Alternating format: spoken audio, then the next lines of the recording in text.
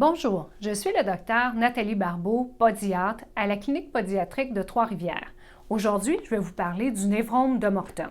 Entre autres, cette pathologie survient lorsqu'un nerf est inflammé entre le troisième et le quatrième orteil. Les symptômes du névrome de Morton se retrouvent généralement avec une douleur vive entre le troisième et le quatrième orteil de votre pied. Ça peut se produire par des douleurs intenses, des engourdissements, une sensation de brûlure, de décharge électrique et certains vont jusqu'à dire qu'ils ont l'impression que leur bas est mal mis. Les causes du névrome de Morton sont quand même multiples. Dans un premier temps, on le voit beaucoup apparaître chez les gens qui ont des chaussures inadéquates, soit parce qu'elles sont trop étroites ou encore parce qu'elles sont trop courtes. Vous me voyez venir, ce problème-là survient beaucoup plus chez la femme que chez l'homme. Par contre, on va le voir apparaître aussi au niveau des troubles biomécaniques. Ça veut dire si je fais un sport qui implique que je mette une forte pression sur l'avant de mon pied. Ceci peut favoriser la croissance du névrome de Morton. Quand l'on parle du vélo, de la course à pied, donc plus mon pied est sollicité, plus j'ai une petite tendance à avoir ce symptôme-là. Au niveau du diagnostic et du traitement, dans un premier temps, on va regarder la largeur de votre chaussure. Est-ce qu'elle est trop étroite? Est-ce qu'elle est de la bonne longueur? Etc.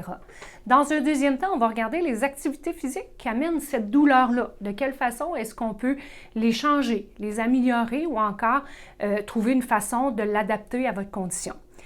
Mais par contre, avant toute chose, il faut aller le diagnostiquer d'une façon précise. Comment on va le faire? Dans un premier temps, on va palper votre pied. On va aller voir où il se situe. C'est-tu vraiment un névrome? C'est-tu autre chose qu'on suspecte? Donc, si on suspecte que c'est vraiment un névrome, on peut faire une échographie musculo-squelettique qui va nous permettre de voir si le nerf est enflé ou pas. Dans un deuxième temps, si on suspecte, parce que les symptômes se ressemblent un petit peu, que ça pourrait être une fracture de stress, à ce moment-là, c'est plus via la radiographie que l'on va se tourner pour aller voir est-ce que l'os est endommagé ou pas. Donc, à partir du moment où le diagnostic sera précis, on pourra mettre en branle un traitement adéquat en conséquence. Les différents traitements pour traiter le névrome de Morton, ils sont nombreux. Dans un premier temps, on peut faire de la thérapie manuelle.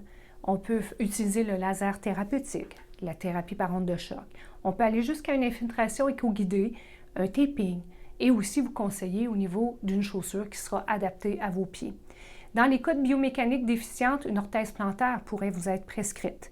Finalement, si on fait tout ça et à toutes les fois il y a un échec thérapeutique, vous restez avec des douleurs intenses ou encore des engourdissements, il reste toujours la chirurgie comme traitement. Si vous avez une douleur entre le troisième et le quatrième orteil qui cause des engourdissements, une douleur intense ou quoi que ce soit, mais sachez que le podiatre est là pour vous aider car la santé de vos pieds nous tient à cœur.